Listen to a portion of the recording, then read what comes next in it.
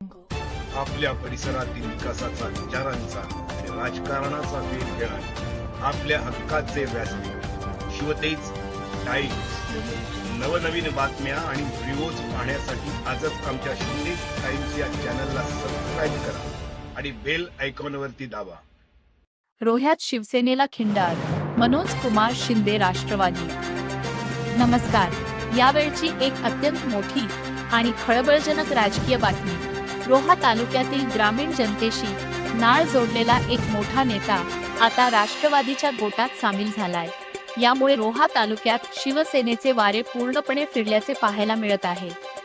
गेले कित्येक दिवस रोह्याच्या राजकारणामध्ये सुरू असलेल्या राजकीय उलथापालथीला अखेर आज खासदार सुनील तटकरे यांच्या अभिष्टचिंतनाच्या दिवशी पूर्णविराम मिळाला आहे. रोहा तालुक्यातील ज्येष्ठ विधिज्ञ आणि तळागाळातील जनतेशी नाळ जोडलेले खंबीर नेते ॲडव्होकेट मनोज कुमार शिंदे यांनी राष्ट्रवादी काँग्रेस पक्षात जाहीर प्रवेश केला आहे. त्यांच्या या प्रवेशामुळे रोहा तालुक्यात राष्ट्रवादी काँग्रेस पक्ष आता अधिकच मजबूत झाला आहे. अंतर्गत कुरघोडीला कंटाळून पक्षांतर. मिळालेल्या माहितीनुसार शिवसेनेच्या पक्षामधील अंतर्गत कुरघोडीचे बळी ठरलेले ॲडव्होकेट मनोज कुमार शिंदे यांनी आपल्या शेकडो समर्थकांसह सुतारवाडी येथे हा जाहीर पक्षप्रवेश केला. यावेळी खासदार सुनीलजी तटकरे साहेब, आमदार अनिकेत भाई तटकरे, मंत्री आदितीताई तटकरे, जिल्हाध्यक्ष सुधाकर घारे, रायगड जिल्हा उपाध्यक्ष मधुकर पाटील, माजी पंचायत समिती सभापती रामचंद्रजी सकपाळ आणि हरिश्चंद्र वाजंत्री यांच्यासह अनेक पदाधिकारी आणि शेकडो कार्यकर्ते उपस्थित होते. शिवसेना नेत्यांवर थेट निशाणा. पक्षात प्रवेश केल्यानंतर बोलताना ॲडव्होकेट मनोज कुमार शिंदे यांनी अलिबाग विधानसभेतील शिवसेना पदाधिकाऱ्यांच्या विरोधातली आपली नाराजी थेट नाव न घेता बोलून दाखवली. इतकेच नव्हे तर हा पक्षप्रवेश केवळ प्रातिनिधिक स्वरूपाचा असून यापुढे आणखी मोठे पक्षप्रवेश होणार आहेत, असे थेट सुतोवाच त्यांनी यावेळी केले. यामुळे येत्या काळात रोह्याच्या राजकारणात आणखी मोठे भूकंप होण्याची शक्यता नाकारता येत नाही. राष्ट्रवादी काँग्रेसमध्ये आज प्रवेश करतोय. आज खरं म्हणजे एक आनंदाचा दिवस आहे माझ्या राजकारणातील. हा दुसरा पार्ट. पहिला पार्ट मी सगळ्यांनी बघितला आहे आणि पहिल्या पार्टमध्ये ज्या पद्धतीने काम केलं होतं, रोहा तालुका नव्हे तर रायगड जिल्हा ढवळून काढण्याचं काम मी माझ्या पद्धतीने केलं होतं. परंतु काही कारणास्तव मला त्यावेळेला राजीनामा द्यावा लागला. राजीनामा दिल्यानंतर मला माझे गुरु आणि ज्यांना मी आजही मानतो, उद्याही मानणार आहे, परवाही मानणार आहे, असे बरेचसे गोगावले त्यांनी मला श्रीवर्धन मतदारसंघाचा उपजिल्हा प्रमुख म्हणून मानलं आणि उपजिल्हा प्रमुख पदाची माझ्याकडे जबाबदारी दिली.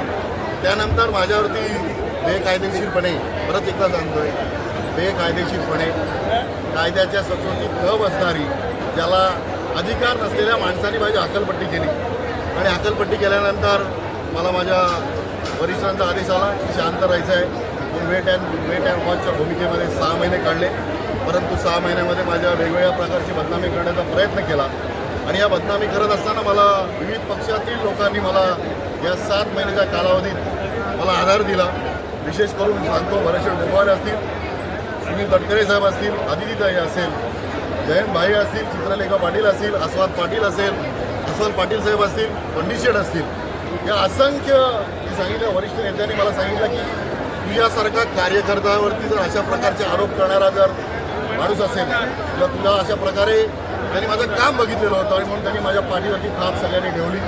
6 महिने वेट अँड वॉचच्या भूमिकेत होतो आणि आता कार्यकर्त्यांच्या आग्रह असतो. आज खरोखर सांगतोय की येऊ घातलेल्या 2-3 महिन्यामध्ये येत असलेल्या ग्रामपंचायतीचा विचार करून काली रात्री माझ्या शेठचा फोन होता. असं नाही आहे, शेठ माझ्या संपर्कात आहे आणि शेठच्या संपर्कात कायम राहील हे तर निश्चित. परंतु कार्यकर्त्यांच्या आग्रह असतो. आज मी खरोखर राष्ट्रवादी काँग्रेसमध्ये प्रवेश करतोय. आजचा दिवस मी सांगतोय की साहेबांचा वाढदिवस आहे आणि या साहेबांना रायगडच्या राजकारणातले किंग तर समजले जातात आणि ते रायगडचे राजकारणाचे जादूगार आहेत, हे मी परत परत सांगतोय. कारण खरोखर बोलणारे नसतात, लोकांकडनं बोलून घेणारे हे जादूगार असतात. त्यामुळं तटकरे साहेबांना सर्वसामान्य जनता हे जादूगार बोलतात. स्वतःहून बोलून कधीच घेतलं नाही त्यांनी. असे स्वतःहून बोलणारे अनेक आहेत परंतु मी त्यांच्याबद्दल बोलणार नाही. परंतु परत एकदा सांगतोय की त्याच पद्धतीने मी सांगितलं की रायगडच्या राजकारणामध्ये विशेष हे करत असताना या कुटुंबाने केलेलं काम रायगडमध्ये निश्चित रुजू आहे. त्यामुळे या पक्षाकडे जाण्याचा कल माझ्या पदाधिकाऱ्यांकडे मी निवडला. त्यामुळं आज तुम्ही मला सगळ्यांनी इथं बोलवलं आणि माझ्याकडनं काहीतरी उकलण्याचा प्रयत्न केला, त्याबद्दल सर्वांचं धन्यवाद. तुम्ही रोहा बदलायला निघाला होता, रोहा बदलायला निघाला होता, रोहा बदलणारे आता स्वतःच बदलले अशी चर्चा सुरू आहे. आता बघा, रोहा बदलतो ही संकल्पना माझी आहे निश्चित, आणि ती संकल्पना अख्ख्या तालुक्याने नव्हे तर जिल्ह्याने देखील मानली होती. येणारा प्रत्येक माणूस बोलत होता की रोहा बदलतोय. जसं तुम्हाला आठवतंय रोहा बदलतोय ही संकल्पना मी आणला, बॅनर लागले आणि त्यानंतर तुम्ही देखील बोलला नाही रोहा बदलतोय. निश्चित मी बदलवण्याचा प्रयत्न केला, परंतु मी सांगितलं की राजकारण असतं आणि त्याच्यामध्ये हार जीत ही सगळीकडे होत असते. त्यामुळे निवडणुकीमध्ये हारलो, परंतु आज मी बदलतोय असं तुमचा जो काय आरोप आहे की तुम्ही जे बोलताय त्यासाठी बदललेलो नाही आहे. मी परत एकदा सांगतो, त्यासाठी बदल नाही, परिस्थितीने बदलवलेला आहे. जर माझ्यासारख्या कार्यकर्त्याला ज्यांनी रोह्यामध्ये शून्यातून शिवसेना उभी केली आणि वटवृक्षासारखी शिवसेना उभी केली आणि त्याला ज्यावेळेला बाहेर काढलं जातं बेछूट आरोप करून, त्यावेळेला शेवटी काय मनाची परिस्थिती बदलावी लागते आणि त्याप्रमाणे बदललोय. असं काय बदलवायसाठी काय विशेष काय लागलेलं नाही. थँक्यू. ओके धन्यवाद. धन्यवाद.